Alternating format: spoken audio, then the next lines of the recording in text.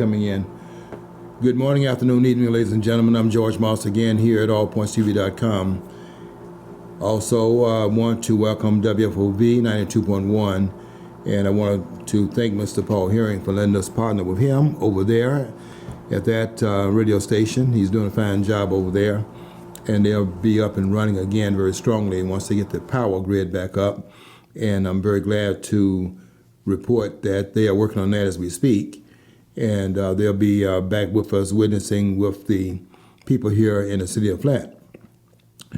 Tomorrow is a very important election. We hope you get out and vote for the mayor, mayor of the city of Flint. This is a very important election. Hope you will go and vote your choice and do all that.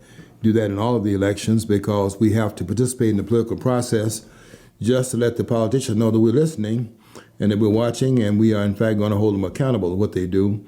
And as long as we are in fact involved and we're doing our part, we'll make them do their part. And I'm sure you will play the role that you should play tomorrow. Vote the person of your choice, and we will see how it comes out tomorrow after the election is over. I want to talk about what is happening in Washington, D.C. We have a really, I don't even know how to describe these people that's running this government. The things that they're doing was never intended by the framers, and quite frankly, they're not following the intent as far as the impeachment process is concerned, because the impeachment process, although it is a political process, it was never intended to be used in the way in which it's being used right now, where there are people that don't like the choice made by the voters on November the 8th, 2016. And what they're doing, quite frankly, is they are now trying to impeach. I mean, they're not just trying to impeach the president. They're impeaching the verdict of 63 million voters. And they're doing it by making things up and trying to make a case to remove the president of the United States. And they're doing it by floating around charges, trying to see which one will make the greatest impact, really which one would fool the most people in the electorate, because they have to go full steam ahead because they want this power back. And that is just as much the situation for the Republican Party as it is for the Democratic Party. Both parties want Donald Trump out of there, because he is just as much an outsider to the Republican Party as he is to the Democratic Party.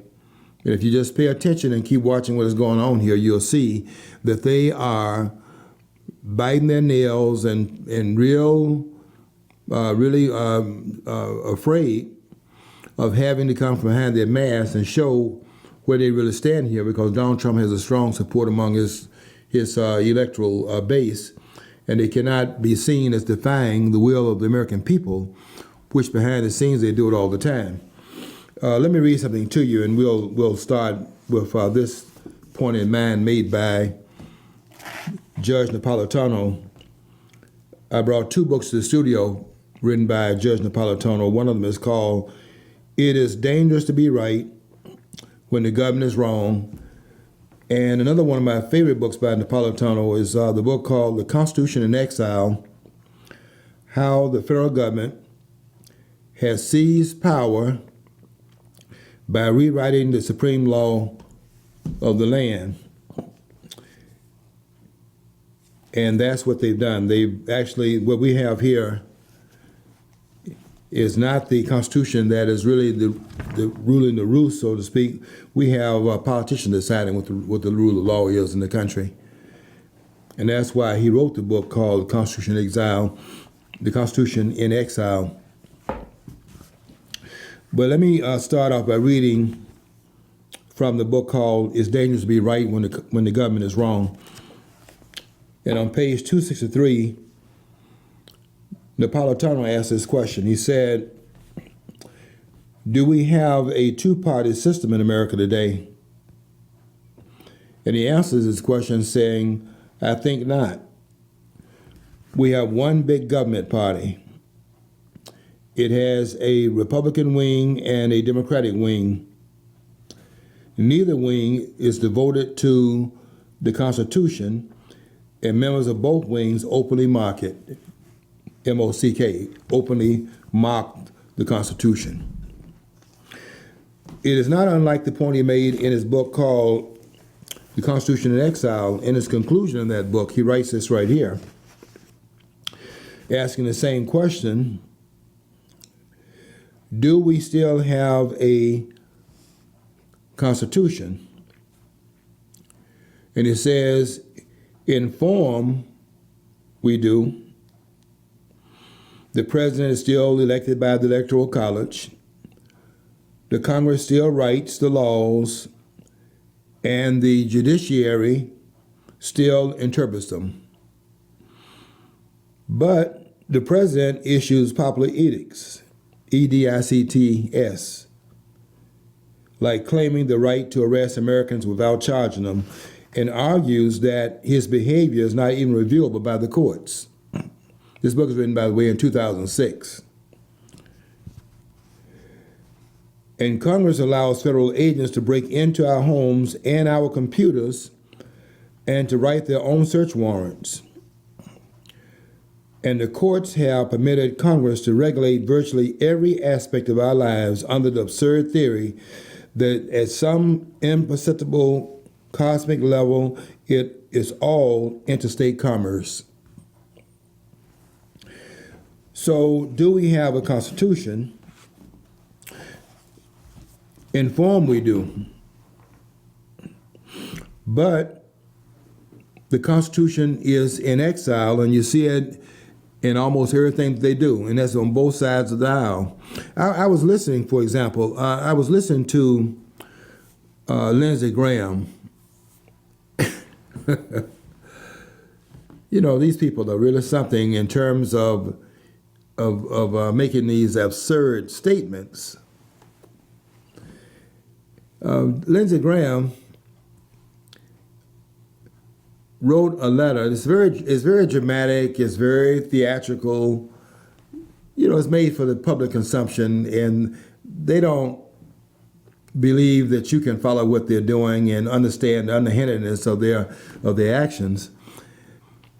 And so Lindsey Graham writes a letter. He's writing it to the House of Representatives, basically writing it to Nancy Pelosi, who was the Speaker of the House. And he is saying that what they're doing in the House of Representatives does not meet the smell test, and if they proceed the way that they're doing, what they are doing is dead on arrival, and he will stop it at the very entry level of the impeachment, which takes place in the House of Representatives, that he'll stop it right at the door of the Senate because he disagrees with the process being carried out by the members of the House of Representatives. I have to tell you something.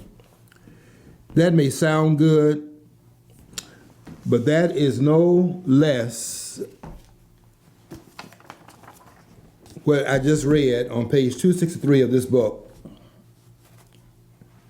about the dismissal of the Constitution of the United States. And I'll tell you why in a minute. But it says here that neither wing, meaning the Republican wing of the government party, because that's what we have with a government party. These are labels they have of Republicans and Democrats. That's for your eyes only. It wasn't just the movie James Bond. It has it's a big government party. In fact, it's an incumbent party. 96% of all 96% of all the incumbents running for re-election are re-elected in this country. So it's a big government party, and it's an incumbent party, and it has a Republican wing and it has a Democratic wing. And it says neither wing is devoted to the Constitution. And members of both wings openly mock it. they don't even fear anymore of hiding their hands. They come out with these statements that Lindsey Graham came out with. I mean, I admit that the process is flawed. Anybody that's watching it can see that they are bent upon impeaching this president because he broke into their camp and they want him out of there. And that's not just the Democrats, that's also the Republicans. That's why they're laying low, acting like they can't do anything. It's all a scam. It's all musical chairs. And none of them in Washington are representative of the American people. And I don't know exactly how long it was before the people in Washington stopped representing the American people, but it was pretty close to the very beginning of the country itself.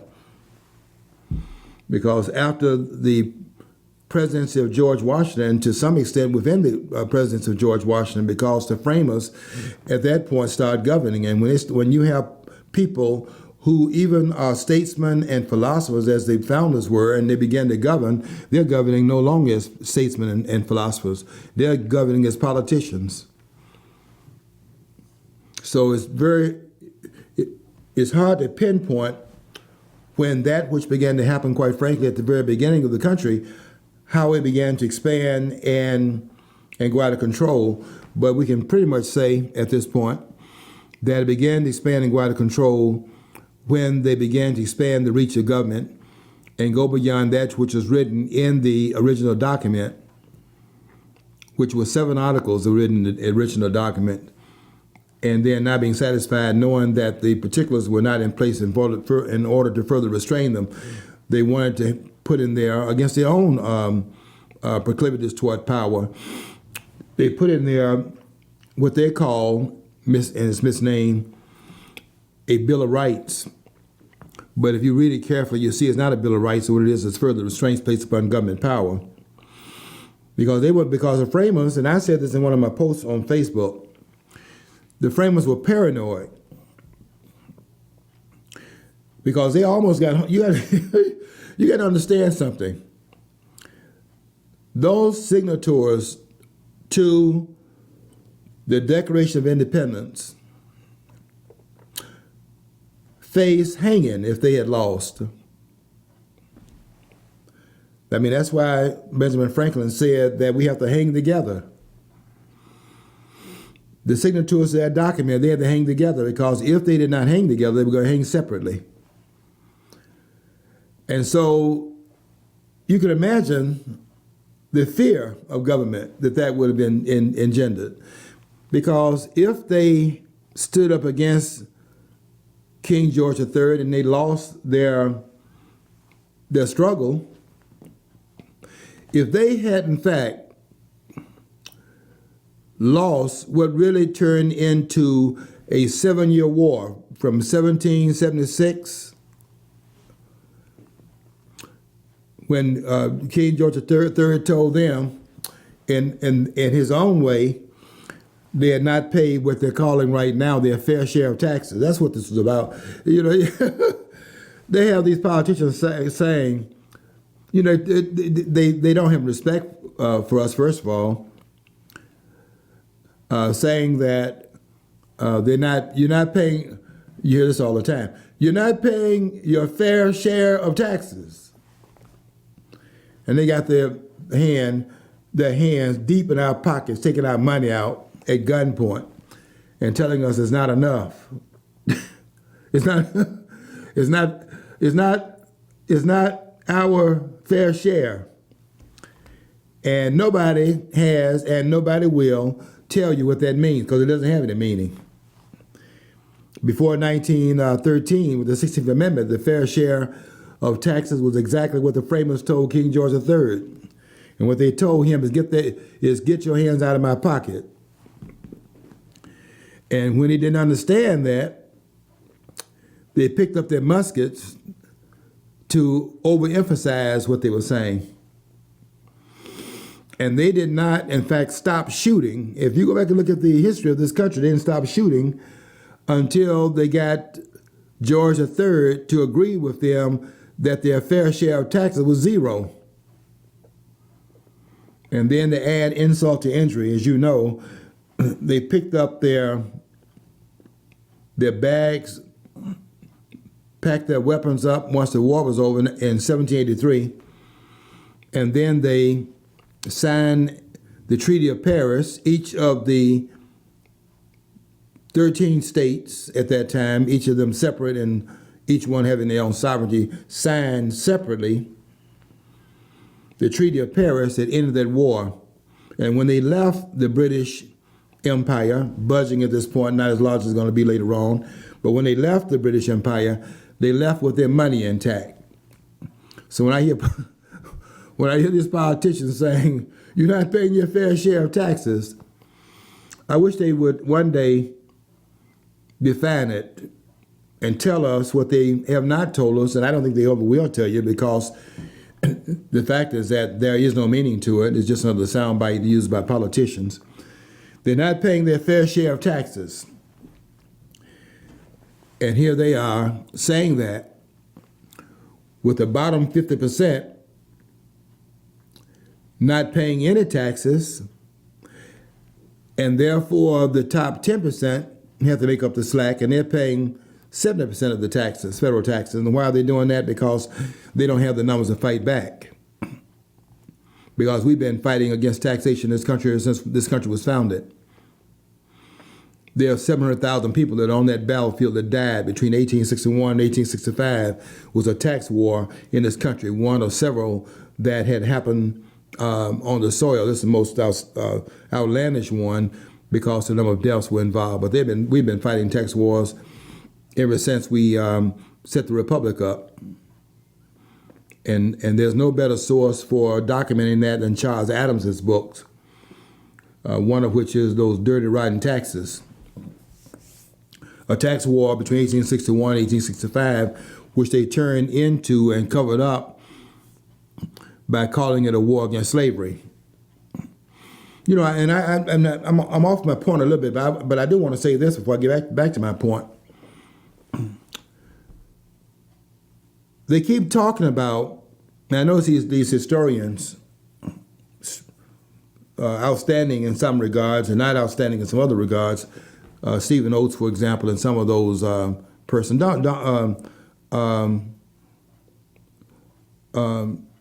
David Donald,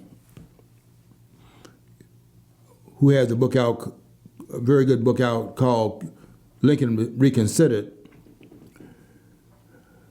These are very good historians. Don't get me wrong, these are very good historians. But because of their writing from the standpoint of the victors, you know, victors, their history is the one that is in fact sacrosanct. It's not that it's just a victor's right history, it's just that their history is the one that is accepted as a final word in the historical record. So what they do without knowing that they're being subjective, because they're writing it from a standpoint of the end result of what happened. It would be very different writing if the South had prevailed. But when they write the history of the so-called Civil War, and it's so-called Civil War because it's not really a Civil War, it's a war of Southern independence.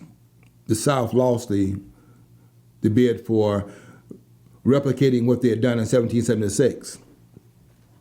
No historian is going to question me on this. They'll write differently, but they won't say anything different about it because I'm right and they're wrong, and they're not going to get in a public domain. I'm in the public domain, and they're not going to get in the public domain and challenge anything that I say, even that or about the Constitution, where they're wrong about a lot of things they're saying too. And I'll get back to that in just a minute. But I do want you to be aware that when they deal with the so-called Civil War, they always want to go and talk about the secession documents that were placed in the public record by the seceding states and how they mention slavery here and they mention slavery there. Let me tell you what's wrong with that picture. What's wrong with that picture is the South does not initiate the war. So therefore,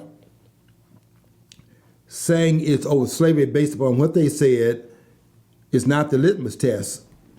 The litmus test is what Lincoln said about the war. And that's found in Lincoln's first inaugural address, which was March the 4th, 1861, where Lincoln stated what his purpose was in this war. And he reiterated that on August the 28th, 1862, in a letter he wrote to Horace Greeley, who was the editor of the New York Tribune, who was trying to get some clarity what this war was about. And what Lincoln said in his letter to Horace Greeley, the one that said, "Go west, young man, go west," he said, "My paramount object in this struggle is to save the Union,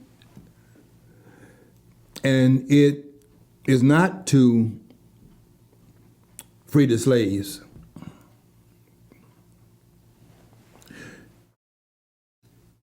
If I could do it by not freeing any slaves, I would do it. If I could do it by freeing some slaves and leaving other slaves alone, I would do that. But what I do for the colored race, I do it because I believe it helps preserve the Union." And that's the paramount object in the so-called Civil War, and this is a year into that war. But before the war was even beginning to have a grounding point, before the first shot was fired at Fort Sumter on April the 12th, 1861, which is 1 month into Lincoln's first term, Lincoln had made it clear that he did not intend to go to war except for one reason, and that was the Union being kept intact,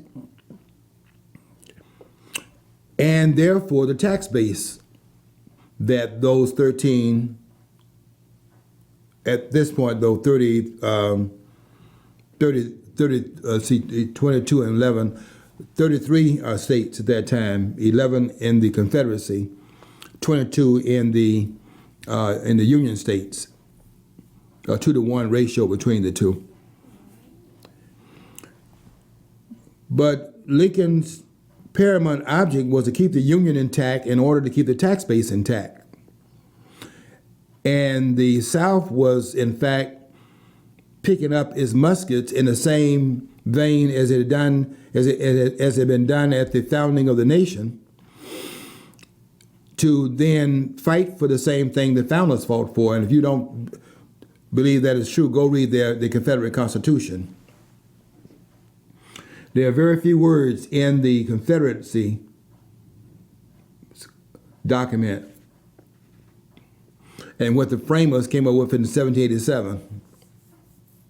In fact, it's almost the same document. And they're holding as their banner in secession, they're holding up the Declaration of Independence. I hate to tell you this because nobody is saying it, and so I'm the only one I hear that is saying it. And I'm going to be that voice in the wilderness because I think we have to get the record straight. We can't go forward, as a matter of fact, with a distorted view of our history. I wrote a post today on Facebook, and I have to tell you something. If that article is picked up by the historians, it will cause a rewriting of the entire history of the South. And I put at the top of it an alternative history lesson. And that's what it is. It is an alternative history lesson, and it comes from a different place than what the other writers have written, but I am more on point than they are. And if they read it, they will see that they are off by how they have presented the history of the South, because the Kennedy brothers are right. The South was right in what they were doing. Based upon the foundational principles of the nation, the South was right. We're not talking about right about slavery, but this war is not about slavery. And that's why it took Lincoln 2 years from the first shot being fired at Fort Sumter to declare emancipation, which he did that because the war was going badly for the North, and they had to do something that would, in fact, stay the hand of the European powers, and that they had to make sure that the European powers did not come in on the side of the South, which would have been the overriding fact of how the war would have been played from that point forward. So the Emancipation Proclamation was issued as a military document to appeal to the world to stay his hand as far as coming on the side of the South. Okay, we're told that we have to take a break at this point, and we'll see the persons back online from WFOV, and that's 92.1. We'll see you back online in a few minutes, in 4 minutes, and we will try to stay around where we were when you left. Won't be too far away from where we were when you left. I want to get back, though, to the main point that I want to make today, and that is what we're seeing in Washington, D.C., because there's a whole gravitas that we need to talk about what really is the nation's legacy and what the history of this nation has been, and how that legacy is being fulfilled right now by the merchants, the commercial merchants, the political merchants that are in Washington, D.C. right now. Because we're not really following the mandates in the Constitution. We're following the mandates of the politicians, and that's always bad when you have politicians in control of anything, because they will always make decisions that are political and not decisions that are statesman-like. So where we got off, we probably got off really during the administration of George Washington. We're just getting started, so it's not so expanded at that point. We really got off in 1913 when you gave the government more money to become more powerful, and that's where you begin to see this tremendous expansion that we have right now, where we have something very different than what was intended by the framers, because what we have right now is what this one person said last week on one of the programs, when he said that what we have is a bureaucratic state that's been placed within the republic, and that's a brilliant observation. We have a bureaucracy that's been placed within the intended republic, and because it is not subject to dismissal through the political process, what is happening, and what is happening right now, and what's been happening for a while, is that organism that's been created thinks that it should be in charge, because it doesn't go out of business just because you go to the polls and vote for a new executive office holder. The CEO may well change, but the bureaucracy stays in place. And that's your intelligence network, whether you're talking about the FBI, the CIA, the DIA, and now the NSA and all these other entities they've set up in order to grow the power in Washington, D.C. And so they do a lot of things right now that were not intended. Even the use of the political process called impeachment, and it must be understood as a political process, which the framers understood to be a political process, but they didn't intend for it to be used so politically as it's being used. You can use a political process without it being so badly politicized as it is right now, because it's been totally politicized right now. And that's why this vote is going to be taken before the year is out. And I'll make a prediction here that there will be an impeachment of the president before the year is out. Because they have to do that in order not to demoralize the Democratic Party's base, because they've been hanging out this impeachment issue in front of them for going on 3 years now, and they haven't done anything other than just talked about it. They're still talking about it, and they've got to now take some action against it, and they have to do it before this year, because it's going to be a harder case to make than when you are taking impeachment forward, and you're doing so in an election year, because the question there will become one of why are you doing something that takes the verdict out of the hands of the voters when they can, in fact, in what amounts, if you started in January, and amounted to 10 more months of having the voters to decide the issue. So that doesn't look too well in a democratic process. So they have to act before that, and they will act. They don't have any choice in the matter.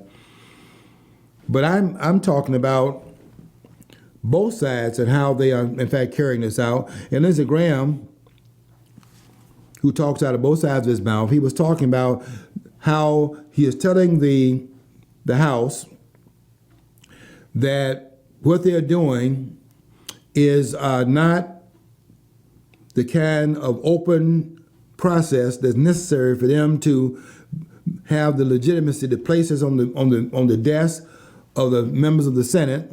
And if it comes under that particular umbrella to the Senate, that he is going to, in fact, have it stopped at the very doors of the Senate, which they cannot. Which that is that is again what I just got through reading on page 263 of the book called "It Is Dangerous to Be Right When the Government Is Wrong," because you can't do that either. I mean, I agree. I agree. The process is flawed, but you can't have the Senate tell the House of Representatives how to do its business, even if its business is being done in ways in which it defies, legality. There's a remedy to do that, and the Constitution lays out a remedy for it. You can't tell them that what they do in the House stops at the very door of the Senate, and you're not going to listen to it once it arrives there because you disagree with the process over there. You can't do that. And anybody that respects the Constitution knows you can't do it. Because if you respect the Constitution, you read it. And I just wonder sometimes how many of the members of the Congress, and there are 535 of them, when the Congress when all of the seats are filled. You've had Cummings, who died recently. I don't think they filled this seat. And I think there are some other seats that are still vacant as well. I think there are 7 different seats that are still left vacant in the Congress. But when they're all there, we have 535 members in the Congress, 435 in the House, and 100 senators. And, when you have that many members, you can assume too much about them. You can assume, first of all, that they all have put their hands on the Bible, or they're doing the Quran right now, and they're swearing to uphold the Constitution. And you assume that they therefore understand what's in it, because how are you swearing to uphold it if you don't understand what you're swearing to uphold? So you assume that they understand it. Maybe assuming too much in most of the cases, because we're assuming a lot of things. We're assuming literacy, for example. And there's no evidence of that. Now, when I hear what they're talking about in terms of the impeachment process, and I hear a lot of these scholars saying that the impeachment process, in order to carry it out, in order to impeach a federal office holder, and it only applies to federal office holders, it doesn't apply to the members of the House and Senate. You can't impeach a member of the House, and you cannot impeach a member of the Senate. There is a whole different remedy to bring them to account, and that's in Article 1, Section 5, Clause 2. If you want, I can read it to you.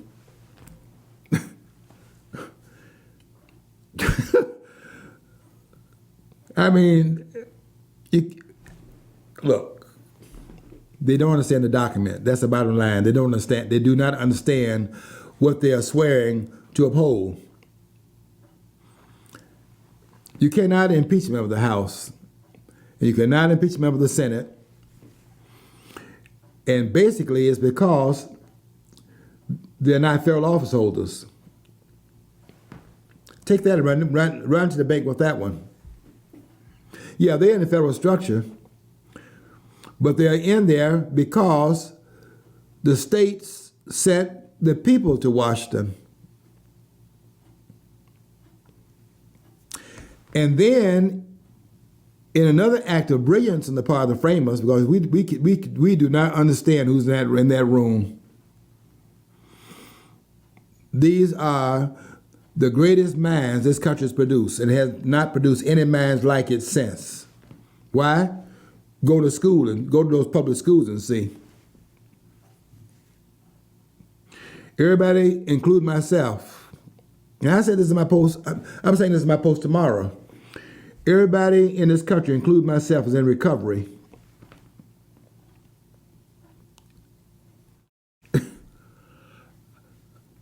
I've recovered more so than most, but everybody that's been in the public school is in a state of recovery, trying to undo the damage and the distortions that have been created in the public mind. And so all of us are in recovery, but some less so than others because of the ability to break out of the straitjacket they were placed in by the narrow confines of what the educational system does. And that is, it brings you to a certain point of view, and it denies that the other views have any integrity and any legitimacy. But I wonder sometimes how many of these persons in our government understand what they're swearing to uphold, and if they don't understand it, they cannot legitimately put their hand on the religious text, whether it's the Bible or the Quran, and then swear they're going to uphold it, because how can you uphold a document that you don't understand and probably have not read? I'm sure most of them have not read it, but if they read it, I'm sure most of them could not understand it. And from what I'm hearing, they don't understand it. Lindsey Graham was saying that he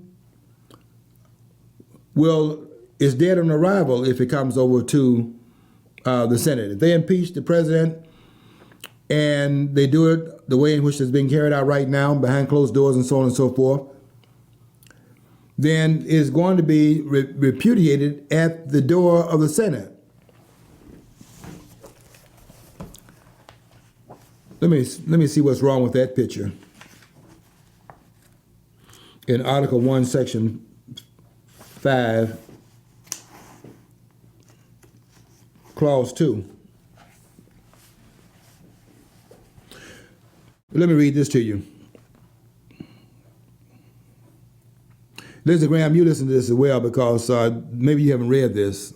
I'm going to give you the benefit of the doubt that you haven't read this, and therefore you're not openly defying the Constitution, that you're not mocking it, you just haven't read it, or you've not read this provision. But let me read it to you. It's Article 1, Section 5, Clause 2. Each house, the House and the Senate, each house may determine the rules of its proceedings, punish its members for disorderly behavior, and with the concurrence of 2/3, expel a member.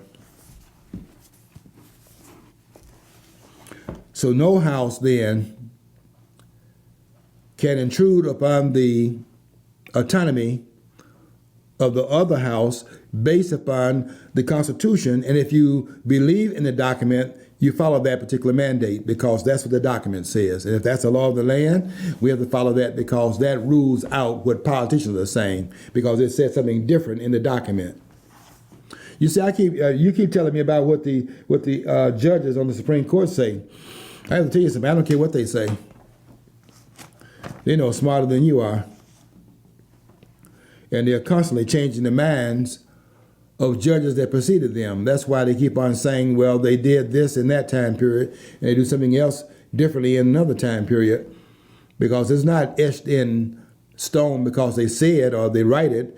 It's etched in stone in what's written in the document that they claim to be interpreting. And they don't know it any better than I know it. and they can't quote it better than I can quote it. And so therefore, I don't care what they say. The document says what I just read. So then the question you have to raise about Lindsey Graham and others like him, who basically are talking out of both sides of their mouth, but you cannot hear how you cannot understand the code language, not because somebody's dumb or anything like that, but because it takes a lot of time to do it, and most persons are too busy making a living and so on and so forth, and so you just don't have the time to just sit there and track what they're saying and what they're doing, because you're busy making a living for your family and so on, and you have to take some hours away from that and go do the things you have to do. But they talk in code language. And what Lindsey Graham is really saying is that they need more cover than what the House is given, because not that he necessarily wants to vote against the president, but there are a lot of senators in the Senate that want to vote against this president. They don't want Donald Trump in there. He broke into their house too, and they want him out of there. All of them, practically speaking, behind closed doors. When I say all, I don't mean all. I mean that a sizable number that would give the Senate the 2/3 they need to bring about the conviction of the impeachment charge, because impeachment is going to happen in the House. The question is the actions in the Senate, and the Senate has to be very careful, because they are not done what they did in the House, and that was 39 House members stepped down in 2018. I told you before, and this is the honest gospel truth. The Democrats didn't take the House back from the Republicans. The House gave it to them. I mean, the Republicans gave it to them in the House.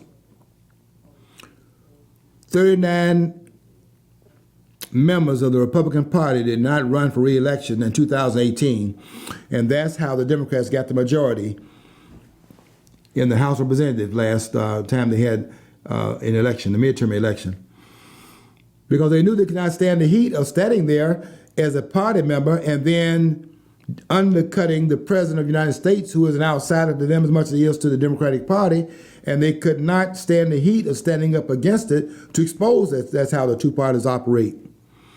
Because we have what Napolitano said, we have one big government party, and that's why they vacated the premises, including Paul Ryan. Paul Ryan was Speaker of the House. He wasn't Nancy Pelosi before 2018. In fact, before 2019, because the new House did not take its seats until January the 3rd, when they were sworn into the office in Congress. And Paul Ryan, who had stepped down and didn't run again, retired back to his domicile in Wisconsin. But you think this man was doing that because he did not any longer want to wield power in Washington, D.C.? This man ran for power as the vice president. And when he lost in 2012, with Romney being at the top of the ticket, he went back to his position in the House of Representatives. Because you can't, because which he would have had to step down from that position if he had won the vice presidency, because you can't hold two offices on the federal level like that. I should say two position on the federal level. Not that the House and Senate are federal office holders, but it is a federal level of government. He would have to step down. But look what he did. Once they lost the election in 2012, and Obama was reelected, then Ryan went back in 2018.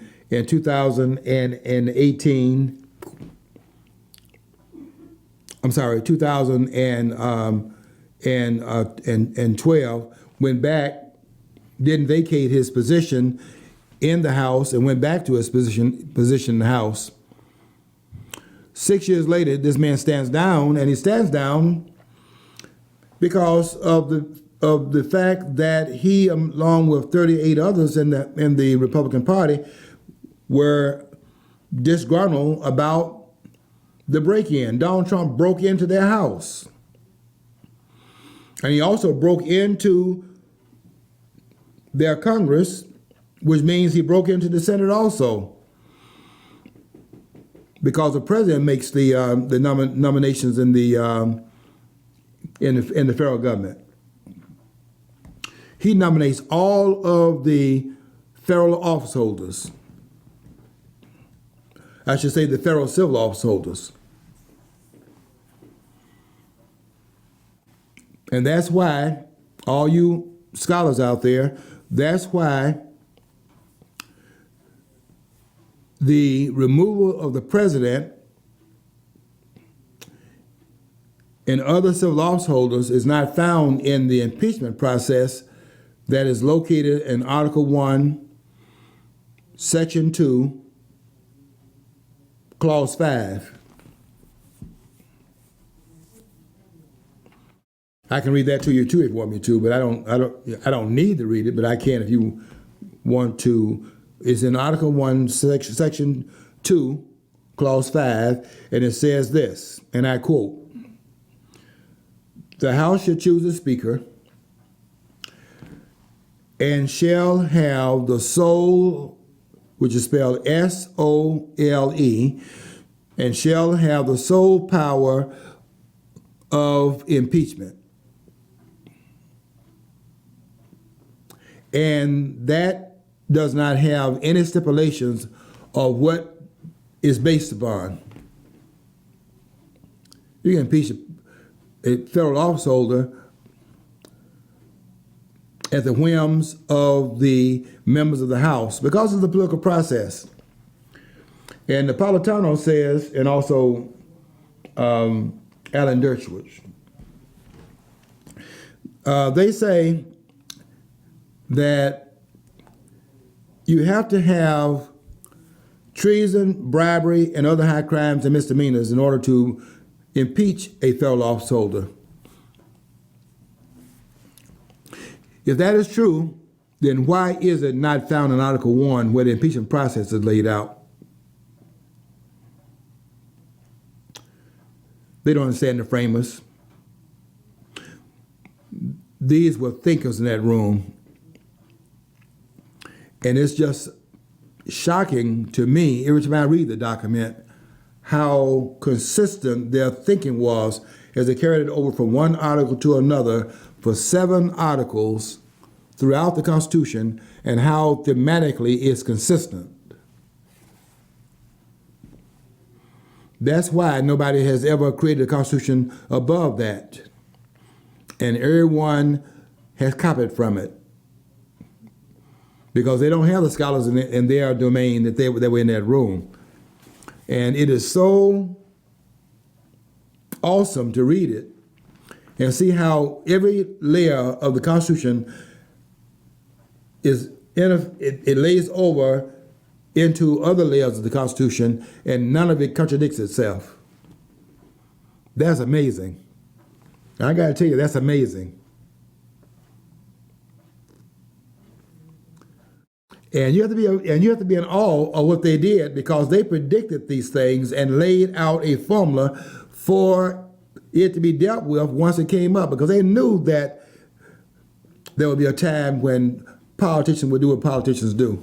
Because politicians do what politicians have always done. They're doing it now, and they've always done it. They're not different here than they are in other parts of the world. They're the same folks. Different names, but they're not different in their mindset. And by the way, when Donald Trump said in Minnesota, and he pointed to his head and said about the ones trying to bring about impeachment, he said they're sick in their minds.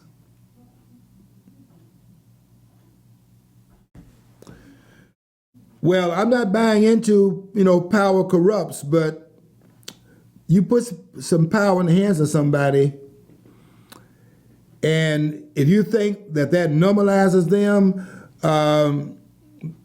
go and read. I tell you what you can do. Go read Lyle Rossiter's book. Lyle Rossiter has a book out called Liberalism. That's all the ones in the Democratic Party. And that in of itself implies a certain amount of moral rot and sickness. Liberalism. And the subtitle is the psychological causes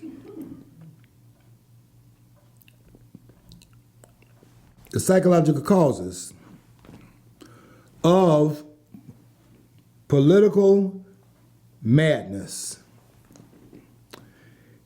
And I only have one objection to the title of the book, because he's exactly right. Liberalism is a sign of political madness. But there's one problem with the title, in my humble opinion, and that is that when you write at the top liberalism and you put a colon there, and then you write the psychological causes of political madness, is not a plural cause. Liberalism is the cause of political madness. And so therefore, it's not the psychological causes of political madness, it's a psychological cause of political madness. And everyone over there, go look at those candidates that's on the dais next time when they're debating. One of them has dropped out now. That was on the debate floor last time they had the debates. Beto O'Rourke dropped out. And go look at him when he's on that stage. In fact, look at any of them. It doesn't matter which one. And just listen to them. The front runner right now, listen to her.